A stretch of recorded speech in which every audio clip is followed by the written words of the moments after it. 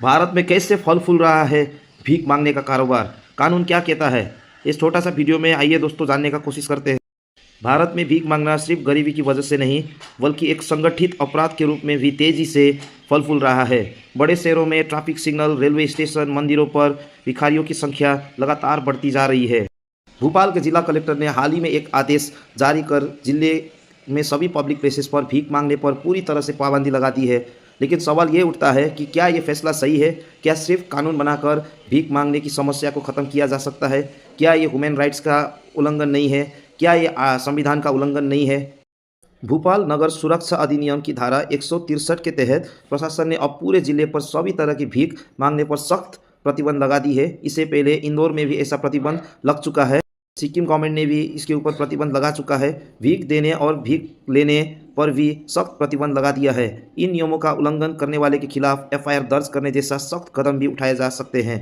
प्रशासन ने यह फैसला इसलिए लिया है क्योंकि उन्हें अखबारों और दूसरी जगहों से पता चला है कि ट्रैफिक सिग्नल, चौराहों पर, मंदिर और दूसरी पब्लिक जगहों पर भीख मांगने वालों की संख्या बहुत बढ़ गई है। प्रशासन का कहना है कि बहुत सारे भिखारी नशे या दूसरी गैरकानूनी गतिविधियों में शामिल है और कई बार संगठित गिरोह भीख मांगने की आड़ में अपराधों को भी अंजाम देते हैं। इसके अलावा ट्रैफिक सिग्नल पर भीख मांगने से दुर्घटना का खतरा भी बढ़ जाता है। भीख मांगना सिर्फ भारत में ही नहीं बल्कि दुनिया में कई देश में एक गंभीर समस्या है। 2011 की जनगणना के अनुसार भारत में 4 लाख से ज़्यादा नियमित भिखारी है। भीख मांगने को अक्सर मजबूरी या गरीबी से जोड़ा जाता है, लेकिन कई बार इसके पीछे और डरावनी सच्चाई छिपी होती है। संगठित गिरोह और बच्चों का शोषण। भीख मांगने वाले गिरोह और अपने इलाके बांटकर काम करते हैं। ये अपने कब्जे वाले भिखारियों को रोज़ की कमाई वसूलते हैं और ये गिरोह बेसहारा लोगों का शोषण करते हैं।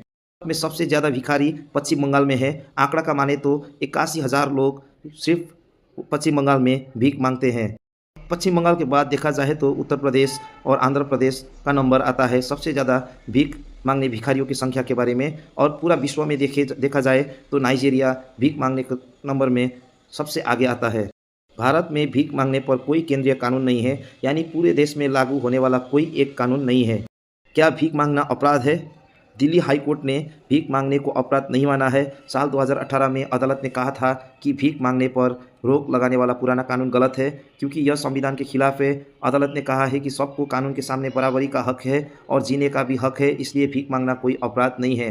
अदालत ने यह भी कहा है कि सरकार की जिम्मेदारी है कि वो लोगों को रोटी, कपड़ा और मकान जैसे बुनियादी चीज़ें मुहैया कराया जा सके। अगर लोग गरीब है तो ये सरकार का नाकामी है। अदालत ने कहा है कि भिखारियों को अपराधी बना देने से समस्या की असली जड़ दूर नहीं होगी, बल्कि भिखारी बस हमारी नज़रों से ओझल हो जाएंगे। समस्या की असली जड़ है गरीबी। अगर सरकार चाहे तो जबरन भीख मांगने वालों रैकेट को रोकने के लिए कहीं दूसरा कानून बना सकती है, लेकिन इसके लिए उसे उस समस्या के सामाजिक और आर्थिक पहलुओं का अध्ययन करना होगा। अब बिना वारंट के किसी भिखारी को गिरफ्तार करने, उसे अदालत में ले जाने, उससे पूछताछ करने और उसे 10 साल तक का हिरासत में रखने जैसे प्रावधानों को खत्म कर दिया गया है। भीख मांगने पर रोक लगाया जा सकता है। सुप्रीम कोर्ट ने साल 2021 में स्पष्ट किया था कि वो भीख मांगने पर रोक नहीं लगाया जा सकता क्योंकि यह एक सामाजिक आर्थिक समस्या है, ना कोई अपराध। अदालत ने कहा है कि लोग भीख मांगने के लिए मजबूर होना या एक गंभीर मुद्दा है और ये सिर्फ कानून बनाकर हल नहीं किया जा सकता। क्या लगता है दोस्तों आप लोगों को, ये भिखारी जो दिन प्रतिदिन भारत में बढ़ रहा है, भिखारियों की संख्या बढ़ रहा है, इसमें ये सरकार की नाकामी है या लोगों की मजबूरी है? आप लोगों को क्या लगता है दोस्तों? कमेंट करके कमेंट बॉक्स में बताइएगा।